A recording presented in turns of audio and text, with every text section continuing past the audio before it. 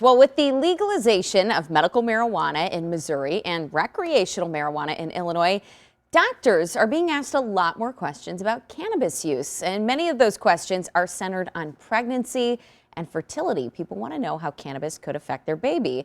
News 4's Alyssa Toomey sat down with two different doctors to get answers to this. Hey, Alyssa. Hey, good morning, Marissa. Well, right now the answer is, unfortunately, no one really knows. It's a really tough thing to study, as you can imagine.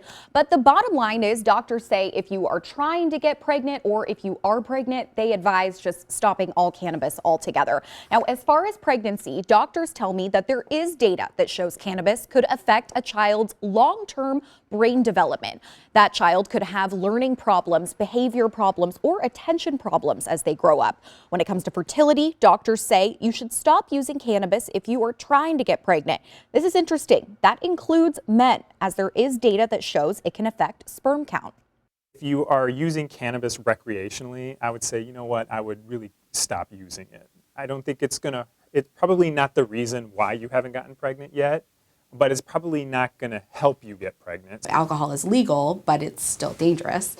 And so marijuana, just if it does become legal, doesn't mean it's not dangerous.